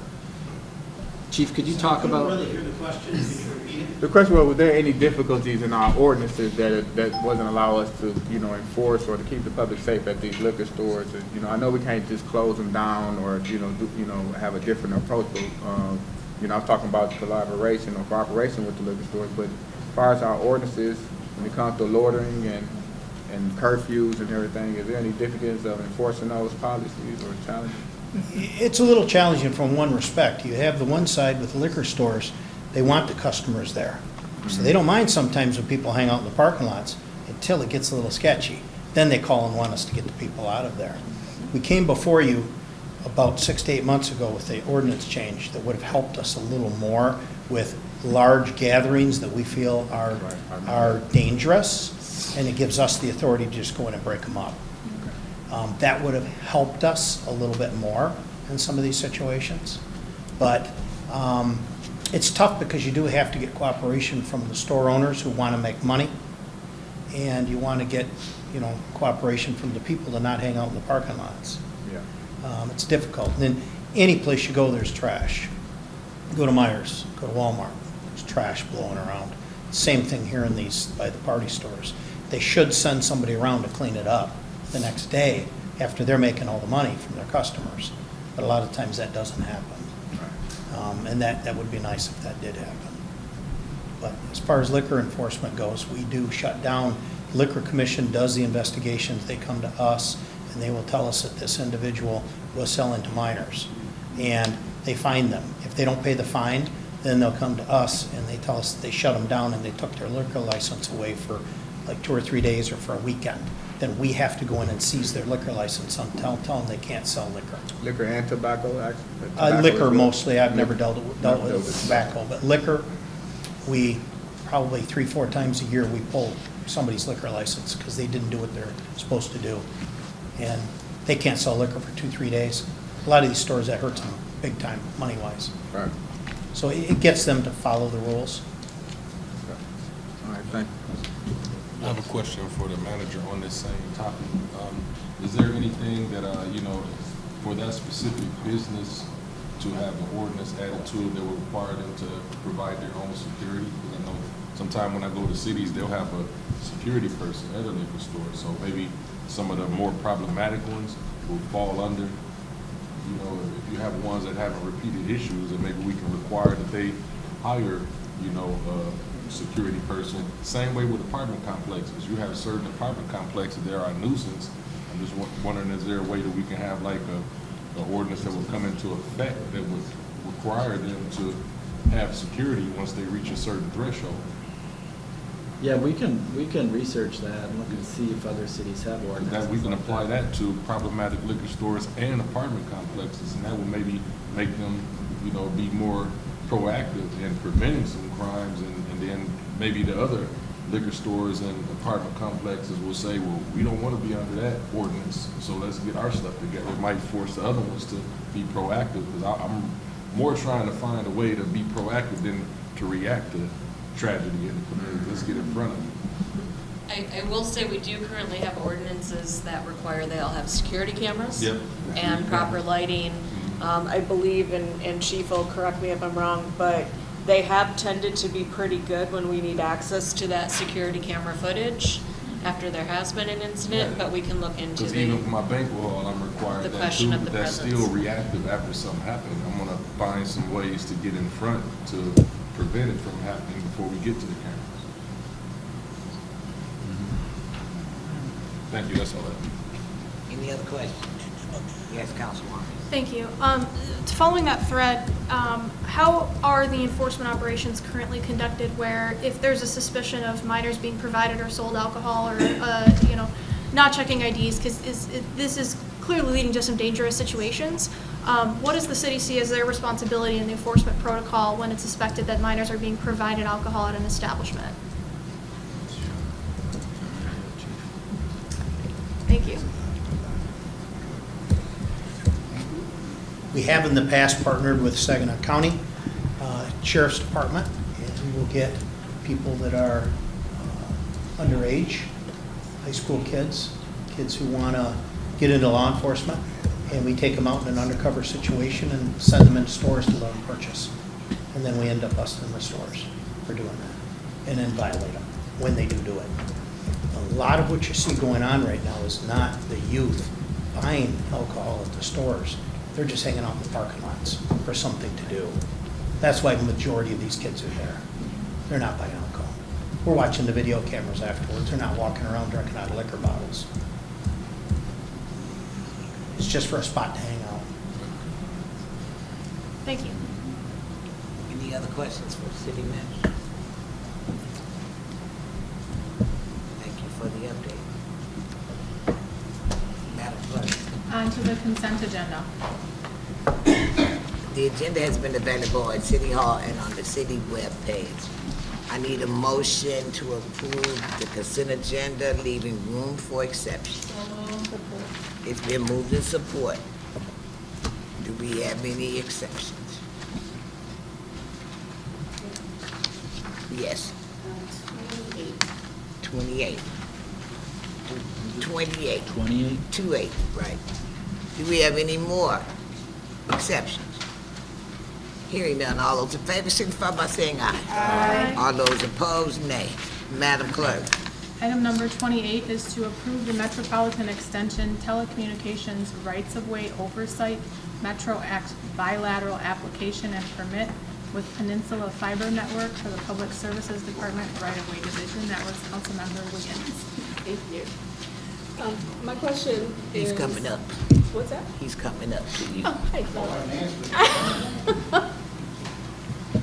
It seems like we just went through this. Is this it's going to be in a right of way of all of our neighborhoods across? Yeah, what it is I think back in early 2000s, the state created the safe harbor agreement for telecommunications, like not power, not gas, but for your telecommunication companies that we have to approve them, and then they pay a certain amount of money annually based on how many feet they have throughout the city. So this will cover the entire city right away, which is about 300 miles. They still have to go through the permitting process within our engineering division, but as long as they meet all that, we cannot deny them a permit within the right of way. Can't deny them a permit, okay. And is They got to meet our requirements, but. Understood. Is there a time frame, like it begins at a certain, No, there isn't a time frame. As long as that law is still around the safe harbor agreement, there isn't like it's a 4-year or 1 year or 2 year, it's indefinite. Thank you.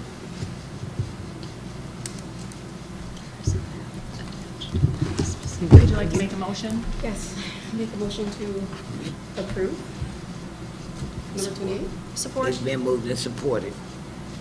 Any more discussion on number 28? Hearing none, all those in favor signify by saying aye. Aye. All those opposed, nay. Madam Clerk, On to board, commission, and committee reports.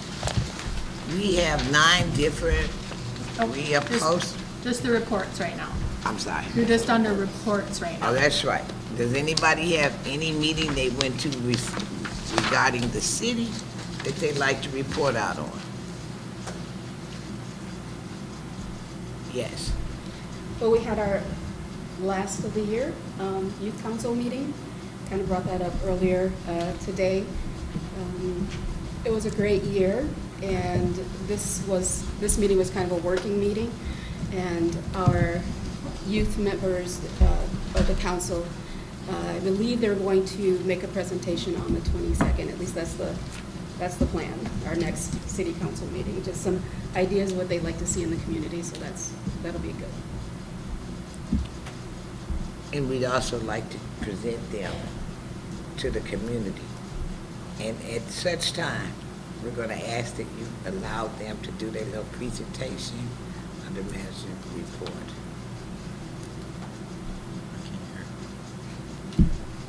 We met with some young people who really have some good ideas, and we want to listen. And so this was a tested program that we did, working with some high school students from the Saginaw Public School System, SASA, as well as the new school. So we just want everybody to know, we're not anti-children, because we actually got a lot from this last session. You're right, Councilwoman Wiggins. It was quite informative. It was real quite informative, because where we think some children are above their age, not these, they still respect parents. So we just want that. It was a good meeting. We should have invited you to this one. Anybody else? Yes, sir. I would just like to mention that the MBS Airport had a ribbon cutting last week for their solar project, and it is the largest solar project at an airport in Michigan. So the goal for that is to either reduce or eliminate the electric bill at the terminal. I think we still have one panel to get the feedback in from consumers, but it's a great project. If you're ever out by the airport or travel from MBS, check it out. And great job by the airport there. And I'll mention also that they took advantage of there was a program that was initiated a few years ago for particularly for alternative energy sources, and the airport received back $3.9 million from that rebate program. It's about an $8 or $9 million project, so a very good check back. It was way more than they anticipated. I think they were counting on about $2 million back, so it's almost twice as much. So great program and a great project at the airport.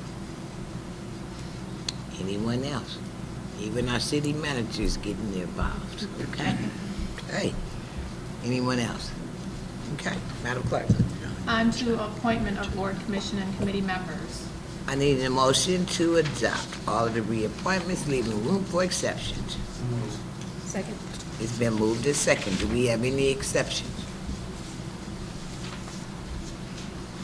All those in favor signify by saying aye. Aye. All those opposed, nay. Madam Clerk. On to ordinance adoption, we have one there. It's to amend section 99.10, use of city-owned regional parks, community parks, and neighborhood parks of chapter 99, special events regulations of title 9, general regulations of the City of Saginaw Code of Ordinances O-204, and the official city map by renaming Weddock Park to Weddock Rooker Park from Weddock Park, Block 43, Glassby, Gallagher, and Little's addition. I need a motion to adopt. Support. Any discussion? All those in favor signify by saying aye, please. Aye. All those opposed, nay. Madam Clerk. On to resolutions. The first is recognizing the Saginaw Community Food Club and Kitchen as a nonprofit organization for the purpose of obtaining a charitable gaming license. I need a motion to adopt. So moved. Support. Any discussion? All those in favor signify by saying aye. Aye. All those opposed, nay. Madam Clerk. Our second resolution is approving the appointment of the trustee and alternate trustee to the Mid-Michigan Waste Authority Board. I need a motion to adopt. So moved. Any discussion? All those in favor signify by saying aye, please. Aye. All those opposed, nay. Madam Clerk. Our final resolution is approving ballot language for proposed city charter amendment to section 45. I need a motion to adopt. Any discussion? All those in favor signify by saying aye. Aye. All those opposed, nay. Madam Clerk. On to miscellaneous. Yay! All right. Restore Saginaw, restore Saginaw. Yes, thank you. Y'all On is to miscellaneous disrupting our meeting.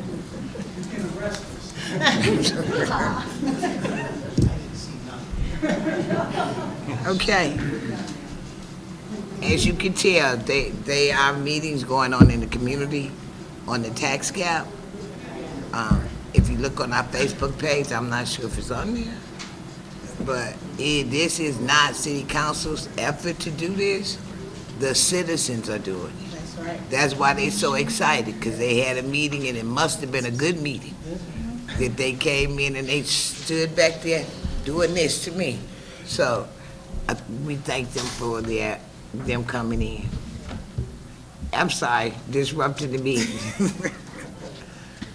Madam Clerk, You're at miscellaneous business. do we have any motions that we want to put on the floor? Yes, yes, Mayor Pro Tem.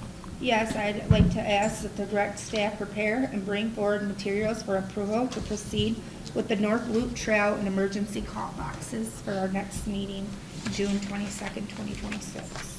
So moved. Support, it's been moved to support. Any discussion? Yes, Councilwoman. Would these be separate? We'll bring them One as two movement? separate Okay. council communications, yes, Thank you. yes. Any other questions? Any other questions? No other questions? All those in favor signify by saying aye. Aye. All those opposed, nay. I just have a quick question did we need to make a motion on the maintenance person as well, or was it just those two? No, not at this time. We'll look at that. Probably Phil and I will talk more about it, and it might be going into the next summer. Okay. So maybe for consideration next spring. We probably couldn't hire people at this point for this summer. Just wanted to check. Yes, Councilwoman. Thank you. I have a motion to adopt the city manager's recommendation for Ojibway Island Park access presented on June 8th for a period of 2 months following the opening of the park to review accessibility options and solicit public opinion, after which council will determine an access plan. There's another motion on the table. Can I get a second? Second. It's been moved and second. Any discussion? Yeah, I want to know what's the difference between what he presented today and what he presented then? Yes. Thank you. It's exactly the same. Okay. Any other questions? Any other questions? Can you read the motion again? Because I want to make sure everybody understands it. I sent it. I emailed it to you. Yep, I got it. Thank you.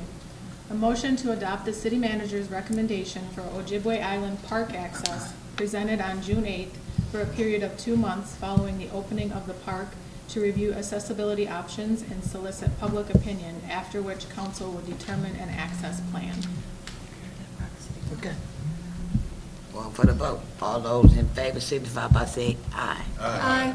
All those opposed, nay. Nay.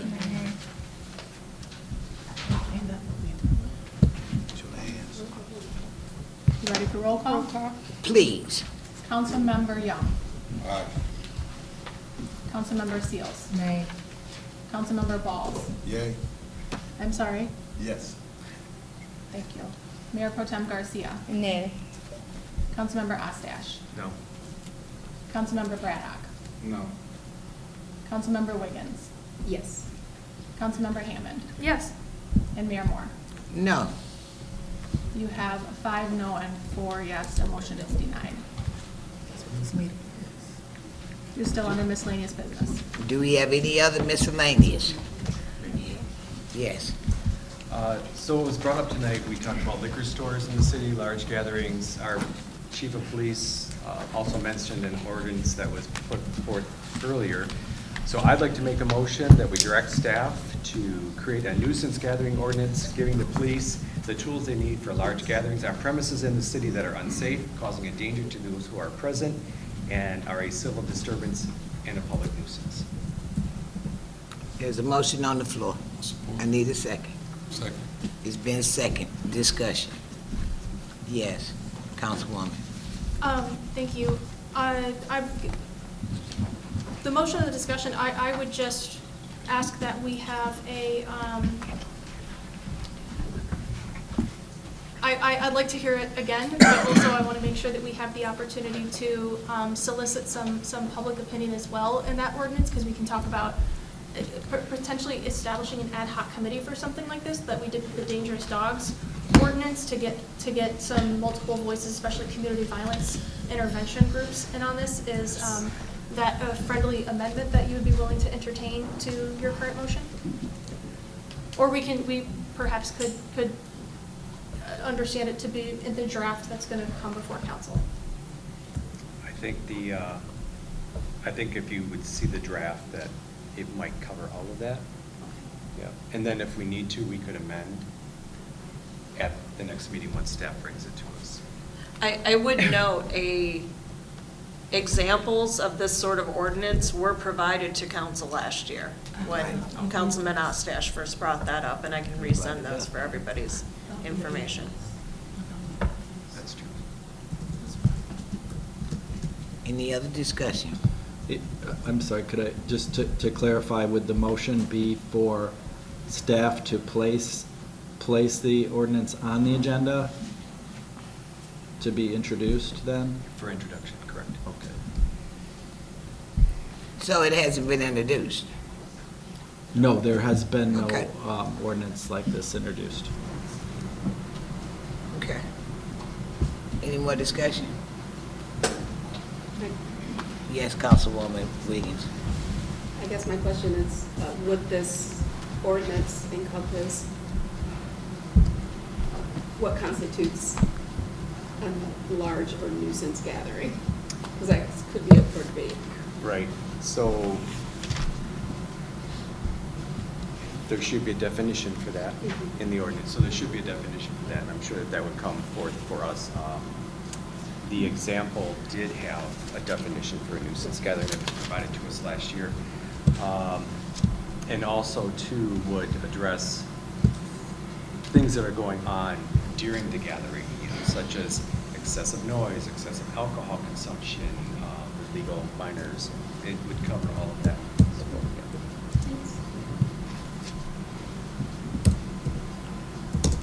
Any other questions? Yes. Thank you.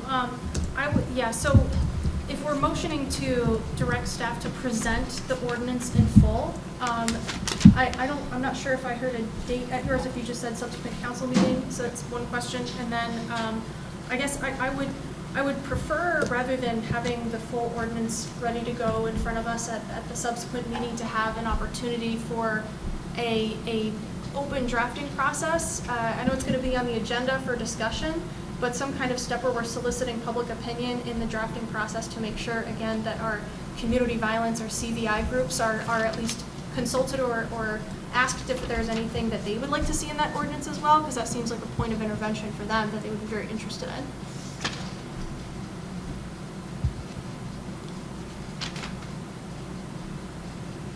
And then I have a question. There's probably 2 weeks in between our next meeting. I don't think that gives the community ample time to even do input, because first you got to gather the people together.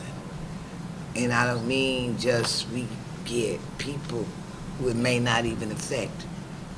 So I got a problem with this coming up at the next meeting. I don't have a problem with discussing it. And if this was done last year, I guess my question now becomes, why didn't we move on it last year?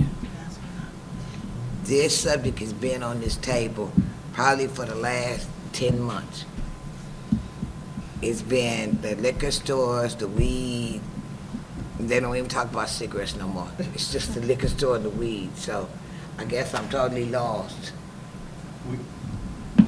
And it's not just liquor stores. It can be a gas station, a parking lot, A street. a park, a street. It's been addressed in the public too, where social media normally is a culprit in this as well, because it spreads fast, and then you got 200 people. Madam Mayor, if I could make a suggestion with a few options. Please. So I'm trying to think of where it can be on the agenda without necessarily being an introduction as a point of discussion. We could have it under the management update and not have it introduced and just a report out on what it is. And I do think that Councilwoman Hammond has a good point about getting that input, whatever type of meeting you'd like to have. I think it is a good idea to get input from the community violence intervention, but also from the police officers and the prosecutor's office, because one thing I think council would want to make sure of is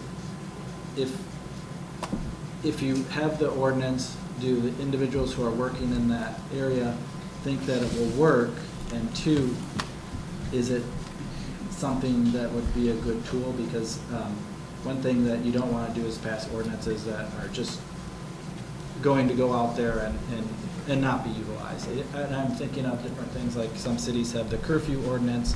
It's very difficult for police officers to go ascertain someone's age. So inevitably it becomes a lot of police work and time to go up and check IDs for age or something like that. And then you get into you could potentially get into some equal protection issues. So I think that would be a good approach to do something like this, if that's acceptable to council. So then I'll make a motion, I'll amend the motion to not introduce, but to put a draft under the manager's report for us to review and discuss for next week. Second. Okay. Can we get a second? Any discussion? Calling for the vote. All those in favor signify by saying aye. Aye. All those opposed, nay. Madam Clerk. That was the vote on the amendment. That was, okay, that was the amendment. Now let's go back to the original, right? Right. Can you report it? I cannot. Councilman Ostache would have to read it again. Can you repeat what you said the first go round? Before you do that, can I ask a quick question? Last year, what did we vote on as far as what we're talking about? We voted on something specific that I don't know if the police chief brought it to us or some of the staff did that we voted on concerning this particular subject.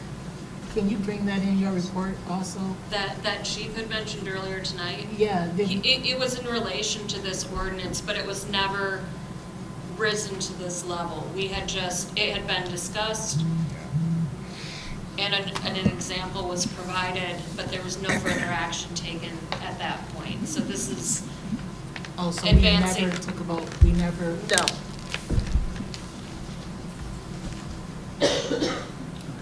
Okay. Yes. Okay, the motion was to direct staff to create a nuisance gathering ordinance to give the police department the tools for large gatherings on premises in the city that are unsafe, causing a danger to those who are present, and are a civil disturbance and a public nuisance. And then as amended would be to bring a draft forward instead of introducing for the next meeting under the manager's report. Support. So moved. Any discussion? All those in favor signify by saying aye. Aye. All those opposed? Madam Clerk, You're still under miscellaneous business. is there any other miscellaneous business that we put before the body? I need a motion to adjourn. So moved. All those in favor signify by saying aye. Aye. All those opposed, nay.